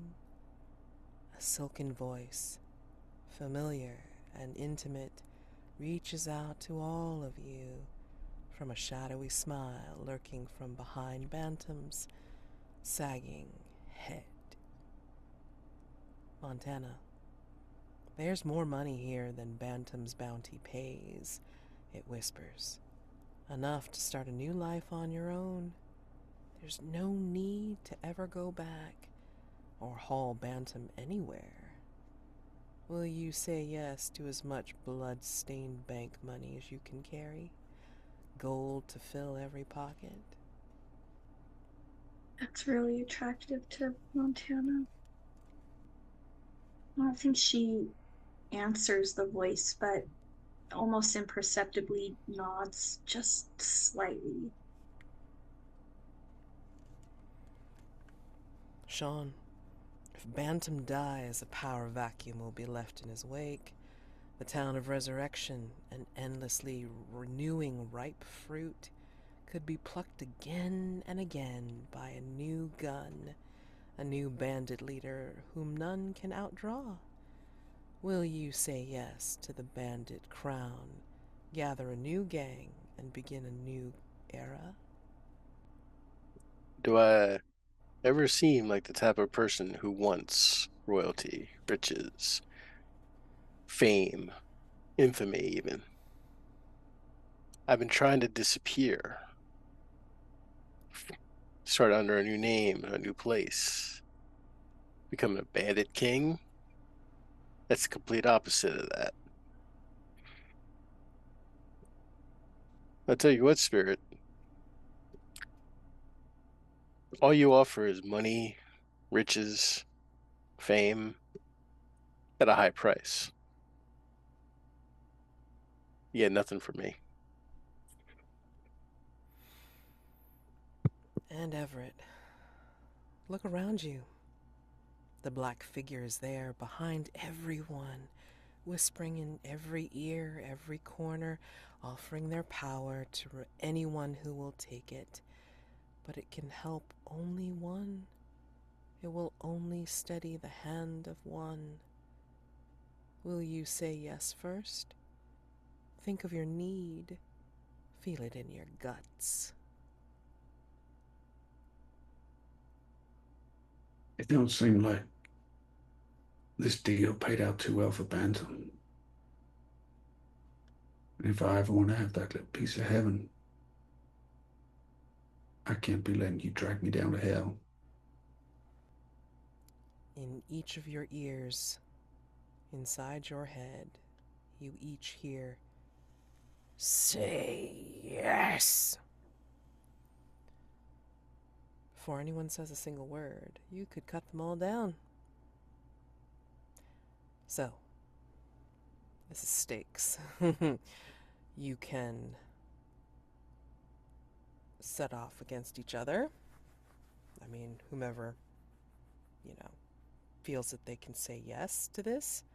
And if not, then I would say that it would be, I think, a risk roll to try and escape if you will not accept. Just knowing that the biggest risk is going to be being shot in the back by Bantam while he still lives. So, what do we think? What is your decision, Montana? I think that she'll go for it. I think that she would want to say yes. Okay. So we can make this a contest roll against whomever you want to target. If they're just trying to run away, I think she'll let them run away. Okay. Is that the plan, Shjon? To run away? Because if you don't say yes... I won't be saying Everett. yes, so I guess I'll be leaving then. Okay. All right, and then Everett, are you also trying to leave? Yeah, but I need a little something before I can't go home empty-handed. So I gotta Well, try and... I will say this, Montana, that wanted poster's burning a hole in your pocket, literally. And Everett, Mm. you realize that Montana has gold in her pockets.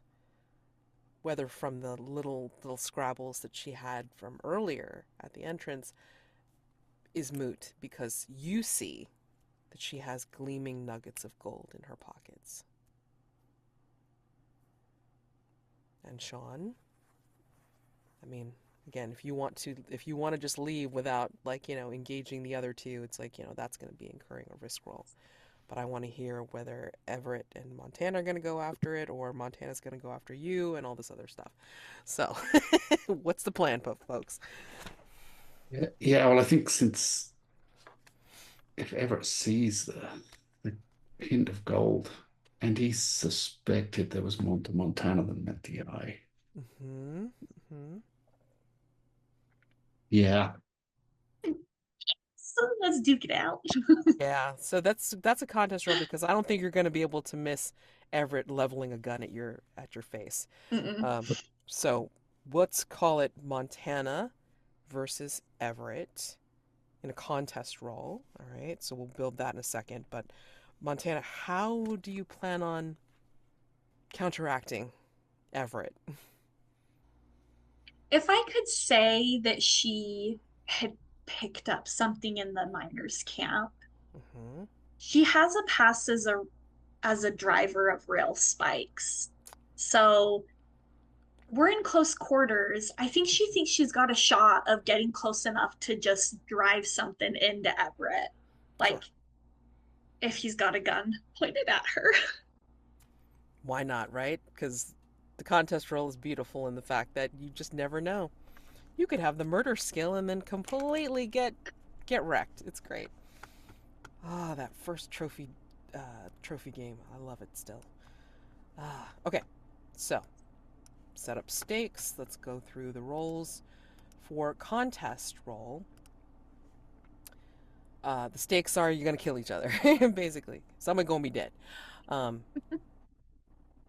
Each competing player takes 1 light die if you have a skill, equipment, or I'm gonna say, yeah, skill or equipment that makes the contest easier. So gun, rail spike.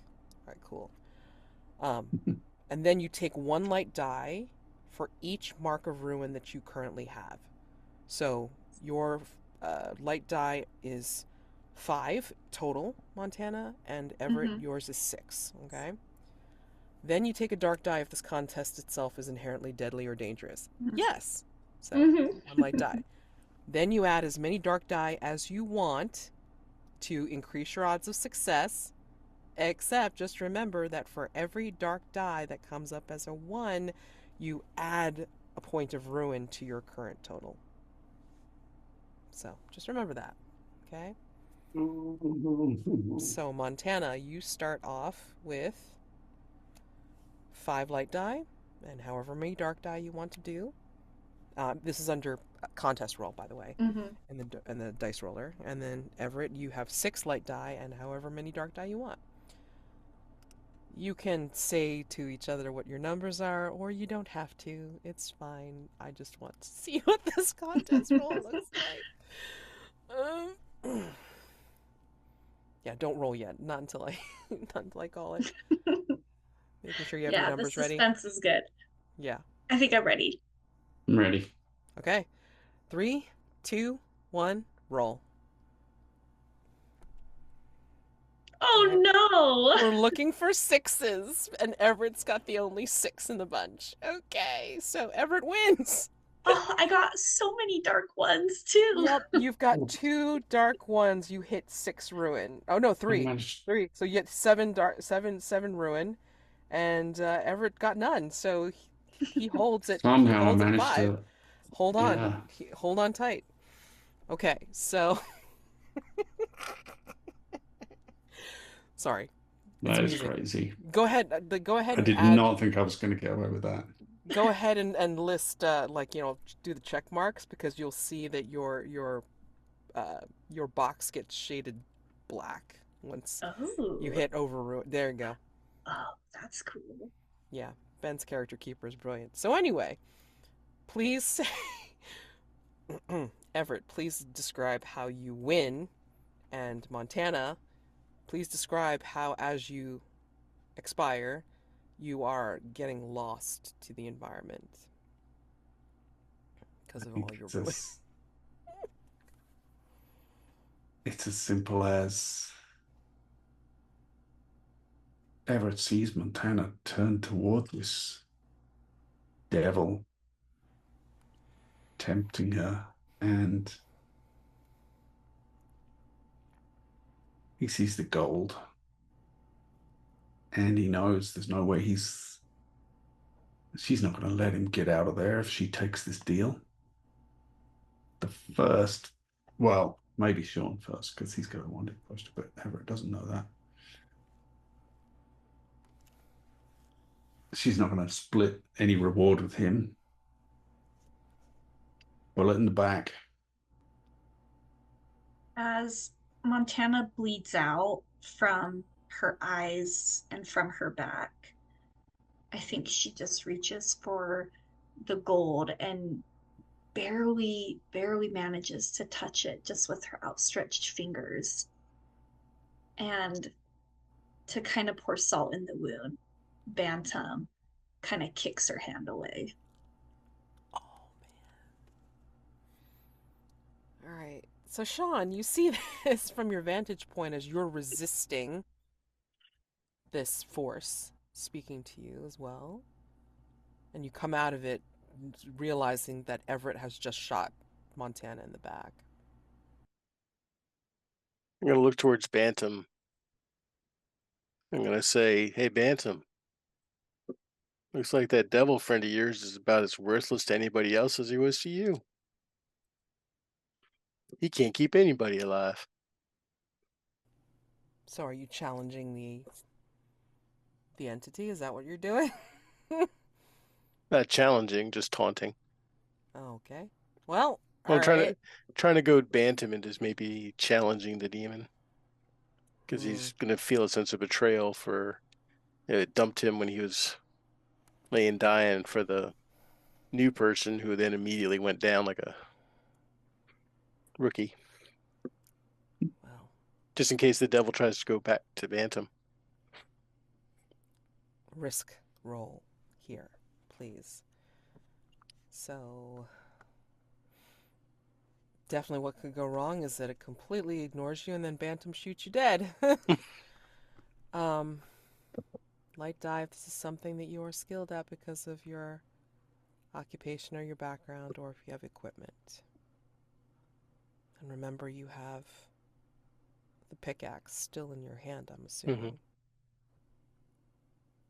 Is that which one you want to use for the first light die? Or something else that you have? I'm thinking about doing a ritual. Now, there's salt of the earth, which means to earn immediate trust with common folk. Mm-hmm. Would he be considered common folk? I guess if you're appealing to his human Yeah. side, I suppose. I'll allow it. Because it's a risk roll. Either way you shake it, so Yeah. sure. So it's automatically a dark die because you're using a ritual. So it'd be one light and two dark. No, it's like one light, one dark right now. Okay. And then a second light die for accepting a devil's bargain. What do we think will happen? As Shjon is trying to pull this, talking with the devil, basically. Maybe no matter what, the devil will offer you something that you really want, that you actually want this time. Yeah, I can't beat that. That's good. I can't. I don't have anything. In fact, it was probably something very similar to that, but I like the way that was worded. Actually offers you something you actually want. Take it or no? Nah.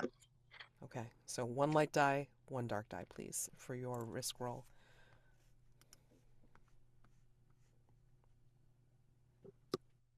Four. Success with a complication? You could actually add a dark die and re-roll, but that would be...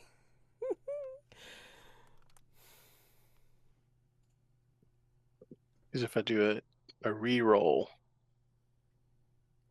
with the extra die, that One would light, add two dark. that would increase the chance of the extra ruin. Yeah. Mhm. Well, in a risk roll case, you'd only get 1 point of ruin, so you'd be back up at 5.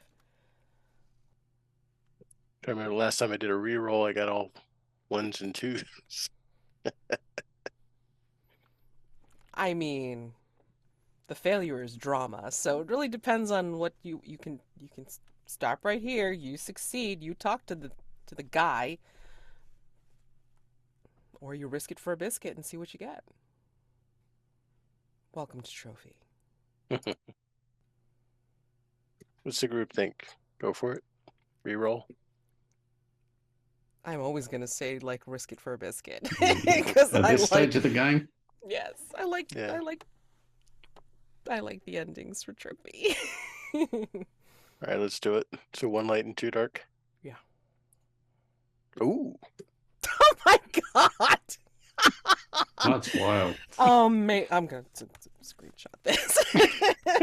Light 6 for the recording. Jesus, tell me what you say to earn Bantam's trust.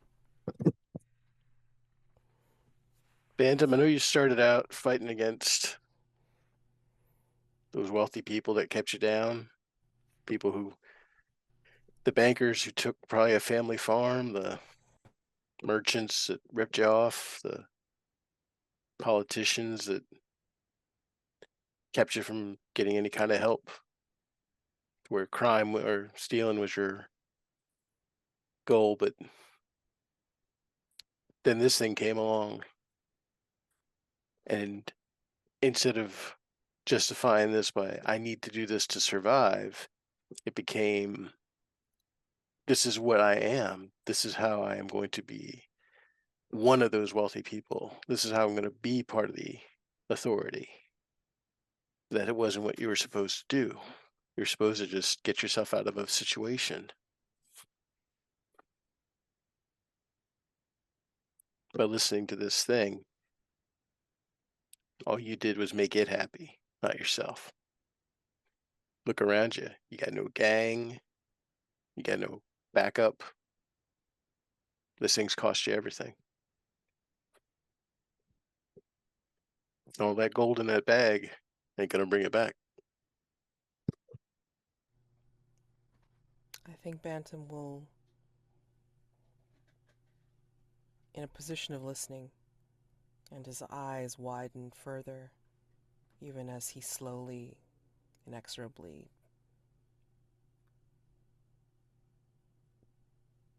starts to expire, but at your words, he will actually turn, and the camera will see a flash of the gun as he shoots behind him.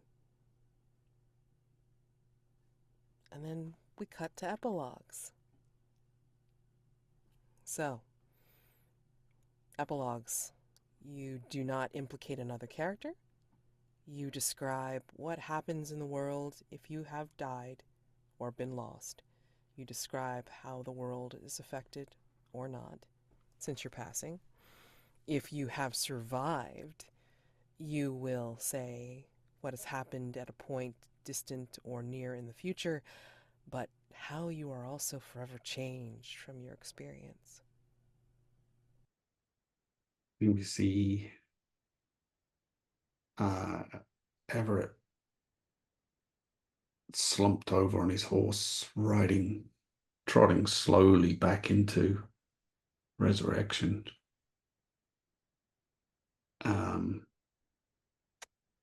Like his clothes are in tatters and rags, he's burned. And I think he goes to, the first place he goes is the general store or wherever he can try and just barter some dollars for these scraps of gold that he brought back from the mine, and it's not even enough to get him a night's sleep.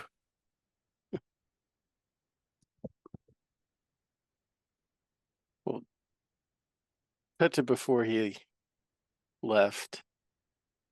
You see Shjon and Everett sort of staring at each other in the mine. Shjon walks to Bantam, picks up the body and puts it on the horse, or most of the body. Don't want to take all, don't need to carry extra weight. And he tells Everett, go back to town, collect the bounty.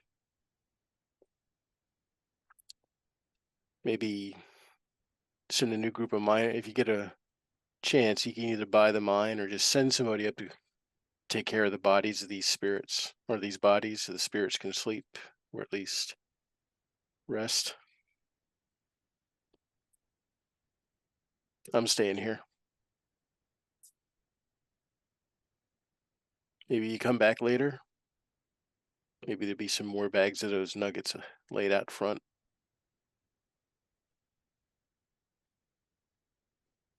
But you got to make it back there first. And there's only room on that horse for one.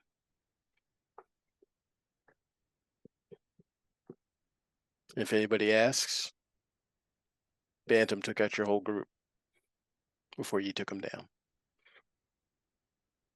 I think Montana's epilogue goes to some undetermined time in the future. We see Montana's dad begging on the street, and he's kind of got his head down, just as people pass him by. There might be a few clinks every now and then as someone throws in a coin to a little tin cup. And then there's like a thud, and he looks up and sees a book in his cup. And there's a shadowy man that he assumes left it there that's walking away. And he says, sir, doesn't turn around.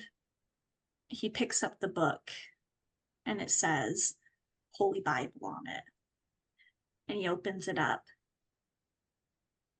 And I think written in blood is Montana's name at the bottom of the genealogy.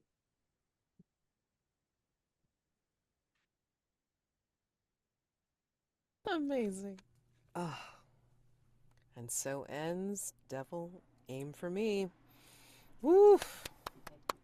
Good job, everyone. Stars and wishes. Stars are things that you loved about the session, gameplay, roleplay. And wishes, I mean, obviously we finished it, but, hopefully you got to see what you wished for in this game. Yeah, so whomever wants to start, although I think I wrote some stuff down. I did, but I'm willing to wait for other people to go first.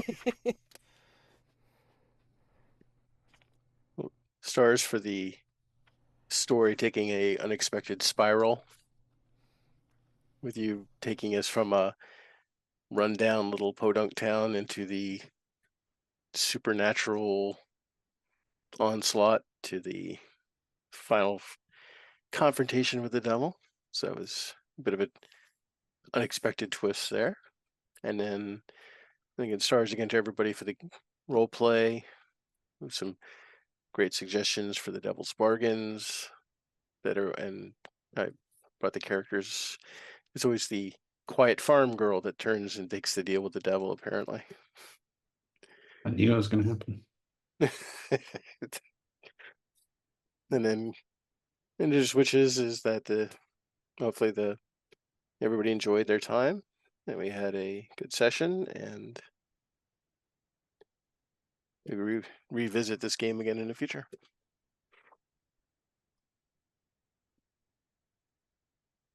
Yeah, I think that's a good point about the Devil's Bargains. They were really good. I had fun with that.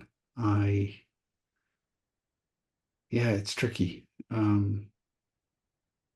I thought there were some good scenes. I liked the Montana's turn at the end where she went for the bargain, which I know Everett suspected of her, but I kind of didn't. Um, I thought if anyone was going to, it would have been Shjon. Uh, and yeah, I enjoyed the scenes with the I think the high point for me was maybe the scene with Snakebite and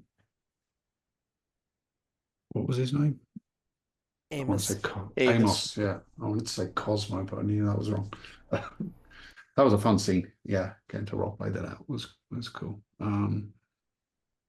Yeah, fun time. I have been wanting to play this one for a while and finally got a chance to.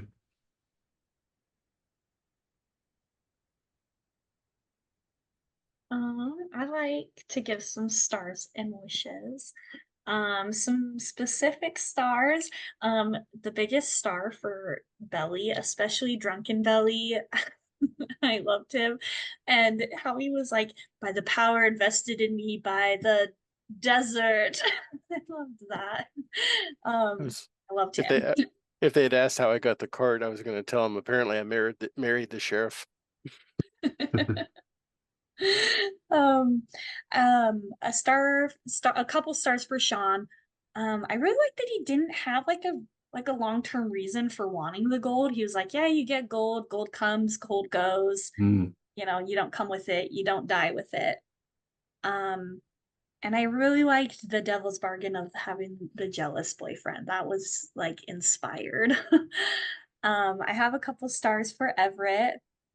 I really liked your narration, Rob, of getting like to the mine and the scratching of the miners, and I thought that was really cool. Um, and a star for like the melancholiness of like there wouldn't be much to tell about your Mm. story, like that like hurt my heart. And as well as star Mads, I felt like you knew when to like slow down and to like let the pauses kind of marinate. And my only wishes are to play with all you guys again in different games. And I would have loved to see how Delilah and Snakebite interacted. Oh, yeah. That would be a wish as well. That was definitely my wish. It's like, seeing how Delilah dealt with, like, some of the things that were seen in Resurrection, and then dealing with the the bandits that had remained. And also, like, would she have taken, you know, taken a bargain and said yes? Don't know. So, yeah, some really fun moments here. A lot of what was said was really fun. The fact that Everett had harkened back to a little bit of heaven, just thinking of that top of his mind. And then, uh, yeah, Shjon with the awful shame when something's got a cover charge. I was just like, oh my God, that's funny. And then Montana, you said saying sheriffsmanship. I'm like, what? So good. Oh man. So yeah, some of the way that you guys had responded to some of the prompts, I mean, definitely were very cool and just very, as you say, melancholy, and just like kept the vibe going. I mean, it was Weird West, but also like just had that sad rolling tumbleweed, like, kind of look, to it, kind of feel to it. So I really appreciated that. And then dealing with the miners and like trying to give them the kindness or the understanding that they didn't get when they were alive. I thought that was really cool. Um, and then yeah, just like overall, I mean, like this was a great run. I mean, thank you guys so much for joining my table and allowing this first experience of running this incursion for the first time to be really easy, because it's like, I depended on all of you to be able to come up with things that would be happening, and you just went with it, just like, making decisions to have the story move forward, but also the characters had their own little like quirks of how they were responding to things. So I appreciated that a lot. Yeah, Shjon was the good guy. I didn't know how this was going to turn out, because usually by the end of Ring 3, it's like you find out who suspects whom, and to see it not really pan out that way was very, very interesting. I thought that was a lot of fun. And wishes, I mean, if I get to run this again, it's like, just again to see how infinitely playable Trophy is, and see how new players deal with this strange setup. So yeah, I'm excited. I just enjoy this game so much, and I thank you all for joining us, for joining me on this incursion. And again, wish that we had gotten to see how Jack's Delilah would have been able to deal with some of these things in the remaining rings. But it is as it is. I hope you all had fun, because I did. Definitely. Oh yeah. Cool. Hey, folks. All right. Thanks Thank you everyone. all so much. All right. Yeah, thank you. Happy gaming. Good night. Yeah, Yeah. happy Good gaming, and I will hopefully see you for more games, different games, like in the future. All right? I'll see you Monday, Matt. Exactly. See you Monday. Bye.